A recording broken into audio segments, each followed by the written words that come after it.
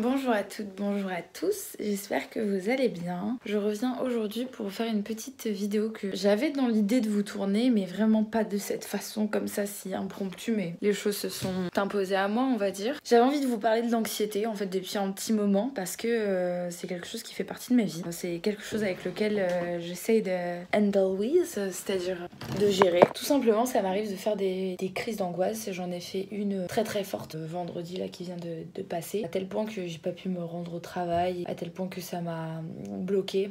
Ça m'a déclenché également des crises de spasmophilie. Et en fait, ce qui se passe dans ces moments-là, c'est que vu que j'arrive pas à comprendre ce qui se passe vraiment en moi, je me sens incapable de l'expliquer à quelqu'un, je me sens incapable de trouver une excuse à ce qui se passe et je me sens incapable de justifier en fait les conséquences que ça a sur ma vie et sur les autres, en l'occurrence dans le domaine professionnel. De ce fait, je suis incapable de répondre au téléphone ou d'appeler de moi-même, c'est encore pire.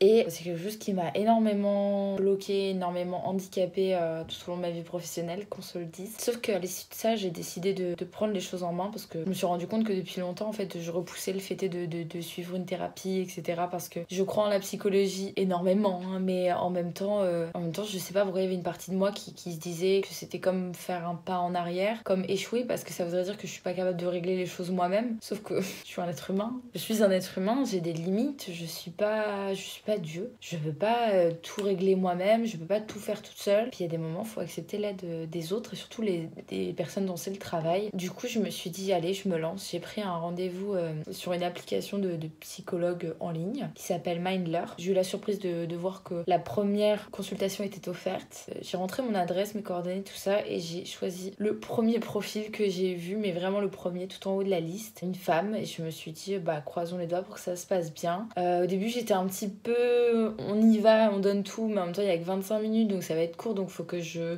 fasse un bref résumé pour qu'elle comprenne un petit peu tous les tenants, tous les aboutissants. Elle a compris, vite, elle a été très à l'écoute. Elle a pas essayé de m'imposer quoi que ce soit, ou de... C'est ça qui est bien avec les psys, c'est qu'on peut dire tout ce qu'on veut, ils sont aptes à entendre vraiment ce qu'on dit, les choses les plus folles, les choses les plus dures, les choses les plus tabous. Eux, ils sont aptes à tout entendre. Et c'est vraiment de ça dont j'avais besoin à ce moment-là, parce que je sentais que j'avais besoin de m'exprimer, mais je ne voyais pas de personnes potentiellement aptes à m'écouter vraiment comme j'en avais besoin à ce moment-là, même si j'ai des amis formidables qui sont quand même là pour m'écouter quand j'en ai besoin. Là, en l'occurrence, il me fallait quelqu'un comme ça. Donc, c'est ce que j'ai fait. Elle a réussi à mettre le doigt là où c'était important. Elle m'a conseillé également des exercices à faire, à mettre en place, parce que vraiment, l'anxiété est restée. Hein. Là, ça fait que 24 heures, mais elle m'a donné des petits exercices à faire que j'ai fait immédiatement quand j'ai senti l'angoisse remonter, etc., qui ont marché. Et en plus, du coup, je me sens un petit peu bête quand même de me dire pourquoi j'ai attendu tout ce temps pour le faire. Mais bref, whatever, le principal c'est de se lancer à un moment donné. Et la conversation qu'on a eue hier, aussi courte fut-elle, a,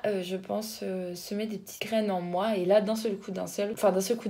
Je mens parce qu'en vérité, j'ai fait des choses pour moi. Je me suis forcée un petit peu à travailler. Mais en même temps, j'ai su mettre une pause quand j'ai senti que c'était nécessaire. Je suis sortie parce que je me sentais étriquée. Je suis allée voir la mer. J'ai chanté parce que je sais que ça me fait du bien. J'ai été me chercher un petit plaisir pour me récompenser, pour me réconforter. Quand j'ai senti du jugement envers moi-même, j'ai essayé justement de remplacer ça par quelque chose de positif et de me dire, oh, t'es un être humain, du calme. Et là, d'un seul coup, ou d'un seul, comme ça me vient et je me dis, fuck, je suis un être humain, je fais de mon mieux, quoi. Et j'ai le droit d'aller mal, en fait. J'ai le droit d'aller mal. C'est vraiment ce truc de... J'ai sûrement déjà dû dire cette phrase 1 million de fois avant, mais là, elle résonne en moi fortement. De me dire, j'ai le droit, j'ai l'autorisation, je suis un être humain, tout le monde a ses problèmes, moi j'ai les miens, c'est cela. Je mets des choses en place pour améliorer les choses, mais je fais de mon mieux et je fais de mon mieux et mon mieux c'est ça. Et j'ai le droit de me déculpabiliser parce que dans ces moments-là, le pire pour moi, c'est que je culpabilise automatiquement de pas donner de nouvelles, même si je m'en sens pas capable, de pas être présente à mon travail ou de pas être présente là où il faut être présente. Enfin, toutes ces choses-là, et je culpabilise, mais fortement. Je pense même à mon travail, à ce qui devrait être fait, qui va me remplacer, comment ils vont faire pour gérer sans moi. Enfin, pour gérer, je suis pas là, moi je suis pas patronne, hein. Mais je me dis, en tant que patron,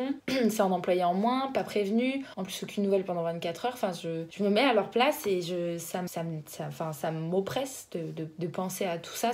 Voilà, c'est anxiogène pour moi de penser à tout ça. Bref, donc voilà, enfin, le plus gros juge dans ces moments-là, c'est moi-même. Et il s'agissait vraiment de me faire déculpabiliser, de me dire que je fais de mon mieux, mais c'est ma santé en fait. Et si c'était mon genou auquel j'avais mal et que je devais me mettre en arrêt parce que j'ai mal au genou parce qu'il a besoin d'un peu de temps parce que j'ai trop forcé sur mon genou, et ben tout le monde trouverait ça normal entre guillemets. Donc pourquoi ça serait pas normal de devoir me mettre en arrêt parce que j'ai trop forcé sur mon cerveau, parce que j'ai trop forcé sur mon psychologique? En fait, c'est la même chose. Je pense qu'il faut vraiment voir finalement son esprit comme un organe à part entière, ou peut-être son cerveau, ça serait peut-être plus logique, parce qu'un esprit c'est quelque chose d'intangible. Mais peut-être qu'il faudrait penser à commencer à voir son psychologique comme un organe. Des fois cet organe est fatigué, des fois cet organe a besoin de repos. Chacun a des rythmes différents, chacun a la possibilité de pousser sur ses organes de manière plus forte que d'autres. Comme il y a des gens qui ont des genoux plus solides que d'autres et d'autres qui sont des ligaments croisés tous les 4 matins. Et ben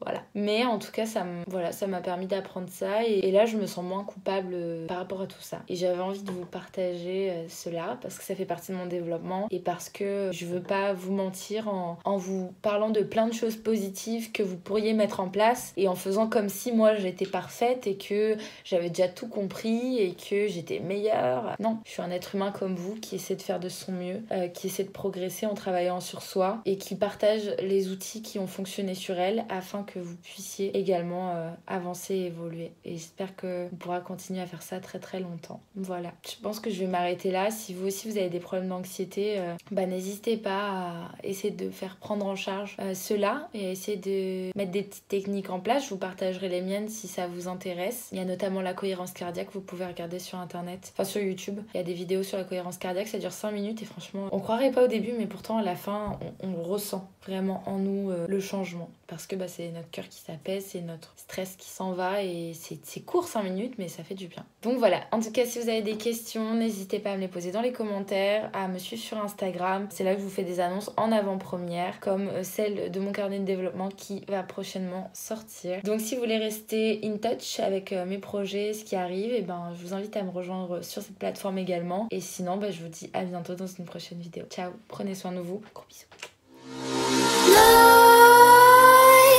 Creep while you and me repeat. This bittersweet heat is suffocating.